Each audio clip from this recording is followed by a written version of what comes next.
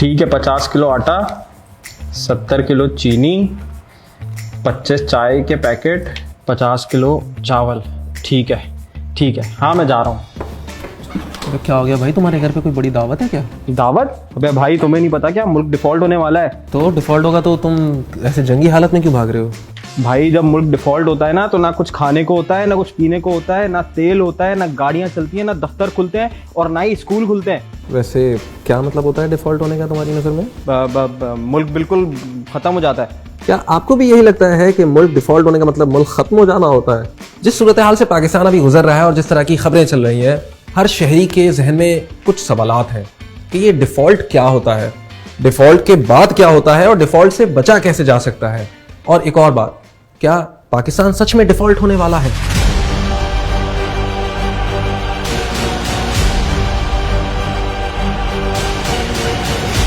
अच्छा भाई, तो चलो तुम ही बता दो कि डिफॉल्ट होता क्या है, और अगर पाकिस्तान डिफॉल्ट कर जाता है तो क्या होगा? भाई किसी भी मुल्क को चलने के लिए पैसे चाहिए, ये तो तुम्हें पता है। तो पैसे कैसे आते हैं? या तो मुल्क बहुत सारा सामान बनाता है और बाहर बेचता है और वो बाहर से पैसे या डॉलर्स कमाता है। दूसरा तरीका ये होता है कि उसके बहुत सारे लोग बाहर काम करने जाते हैं और वो रेमिटेंस भेजते हैं, तो उससे डॉलर्स आते हैं। तीसरा तरीका ये होता है कि मुल्क डॉलर उधार लेता है और उस उधार को उतारने का जब वक्त आ जाता है, या उसकी किस्त वापस करने का, या उसके ऊपर सूद वापस करने का, और जब मुल्क के पास पैसे नहीं होते तो वो अपने आप को डिफ़ॉल्ट डिक्लेयर करता है।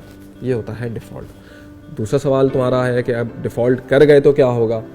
भाई तुम समोसे पकौड़े नहीं खा सकोगे। हैं? क्या मतलब? ये समोसे पकौड़े कहाँ से आ गए बीच में? भाई पाकिस्तान में खाने पकाने का मतलब एडिबल ऑयल इंपोर्ट होता है। पाकिस्तान में क्रूड ऑयल भी इंपोर्ट होता है, जो बाद में यहाँ की रिफाइनरी से कभी डीजल बनता है, कभी पेट्रोल बनता है और कभी दूसरे ईंधनों में तब्दील किया जाता है। इसी से बिजली भी बनती है। पाकिस्तान में गाड़ियों के इंजन भी इंपोर्ट किए जाते हैं और पाकिस्तान में बहुत सारी मशीनरी जिनसे हमारा मैन्युफैक्चरिंग और टेक्सटाइल सेक्टर चलता है, वो भी इंपोर्ट होते हैं। तो अगर पाकिस्तान डिफ़ॉल्ट कर जाता है, उस सूरत में उसको कोई बाहर का मुल्क कोई सामान इंपोर्ट करने की इजाज़त नहीं देगा, मतलब लेटर ऑफ क्रेडिट उसको नहीं देगा। लेटर ऑफ क्रेडिट ऐसे काम करता है कि जब आपको कर्जा चाहिए होता है तो आप बाहर के किसी बैंक को लिख के देते हो और वो बैंक फिर उस कंपनी को, जिसने या तो कर्जा देना होता है और या तो कोई चीज़ फराहम करनी होती है, उसको लेटर ऑफ क्रेडिट अप्रूव करके देता है कि हाँ मैं गारंटी लेता हूँ कि ये जो शख्स है या ये जो कंपनी है या ये जो मुल्क है, ये पैसे तुम्हें वापस करने की सकत रखता है। लेकिन डिफ़ॉल्ट हो जाने के बाद हमें ये लेटर ऑफ क्रेडिट नहीं मिलता। तो हाँ, इसका वर्स्ट केस सिनेरियो ये है कि बहुत सारी जॉब्स चली जाएंगी, और अगर हम क्रॉप बनाते भी हैं, मतलब हमारा एग्रीकल्चर सेक्टर स्ट्रांग भी है, तो उसकी ट्रांसपोर्टेशन के लिए हमारे पास गाड़ियाँ भी नहीं होंगी। तो पाकिस्तान यहाँ तक पहुँचा कैसे?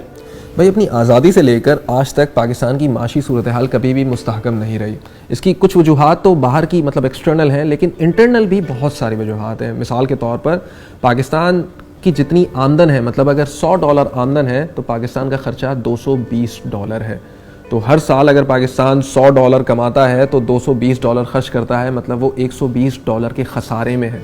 अब ये खसारा कैसे पूरा होगा? क्योंकि पाकिस्तान के पास तो ना मैन्युफैक्चरिंग सेक्टर इतना स्ट्रॉन्ग है कि एक्सपोर्ट्स बहुत ज़्यादा हो, ना पाकिस्तान इतनी ज़्यादा सर्विसेज बाहर देता है कि वो अपने डॉलर हासिल कर ले, ना पाकिस्तान के इतने सारे लोग बाहर से रेमिटेंसेस भेज रहे हैं कि वो खसारा पूरा कर दें।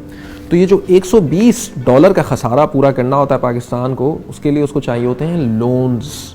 वो लोन्स कभी हासिल करता है दूसरे ममालिक से, कभी हासिल करता है बॉन्ड्स के ज़रिए, मतलब वो बॉन्ड्स मार्केट में फेंकता है और लोग वो ख़रीदते हैं, तो पाकिस्तान के पास डॉलर्स में पैसे आते हैं। तो जब मुल्क उस नहज पे पहुंच जाता है कि उसके पास पुराने कर्जे उतारने के लिए पैसे या डॉलर्स नहीं होते और कोई दूसरी कंट्री या दूसरा इदारा उसको डॉलर्स नहीं दे रहा होता उधार में, तो वो बिलाखिर पहुंचता है IMF मतलब इंटरनेशनल मॉनेटरी फ़ंड के पास, और वो फिर उस मुल्क को डिफ़ॉल्ट होने से बचाता है। लेकिन पाकिस्तान की तारीख़ इतनी ख़तरनाक रही है कि वो गुज़िश्ता करीब 65 सालों में 22 मरतबा IMF के पास जा चुका है।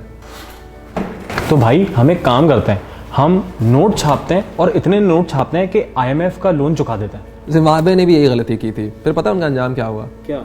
वहाँ के लोगों को रोटी खरीदने के लिए भी इतने सारे बंडल देने पड़े रुपयों के। वो क्यों? इसको एक मिसाल से समझते हैं। ये मेरा मोबाइल रखो। Thank you. नहीं, मिसाल के लिए दे रहा हूँ। अच्छा। इसके एवज में तुमसे चाह रहा हूँ कि मुझे कोई सबूत दो कि मैंने तुम्हें मोबाइल दिया है। तुम क्या दोगे? मैं तुम्हें एक पेपर पे लिख के साइन करके दे दूंगा।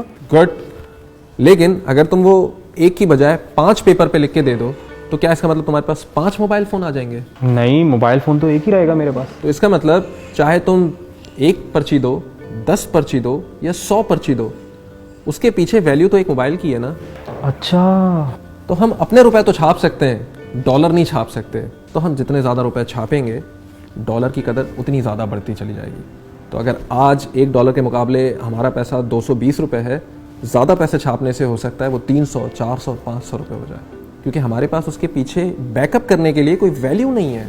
तो यार अगर पाकिस्तान डिफॉल्ट कर जाता है तो फिर क्या होगा? मतलब हम रिकवर कर पाएंगे क्या?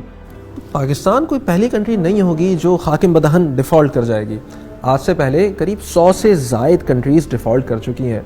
और फिर ये होता है कि IMF बीच में पड़ता है या दूसरे ममालिक बीच में पड़ते हैं, वहाँ पे ह्यूमैनिटेरियन एड के नाम पे या मुल्क की रिकवरी के नाम पे उनको कुछ शराइत पेश करते हैं और उनको खाने पीने की एसेंशियल आइटम्स देते हैं, और साथ में ये उनसे वादा लेते हैं कि आज के बाद वो अपनी चीज़ें रिफॉर्म करेंगे, अपनी पॉलिसीज़ बदलेंगे, और अगर उनको कोई उधार मिलेगा तो उसके बदले उनको ज़्यादा इंटरेस्ट रेट्स देने पड़ेंगे। और आहिस्ता आहिस्ता वो रिकवरी के पाथ पे कंट्री स्टार्ट होती है और रिकवर कर जाती है, जैसे स्पेन है।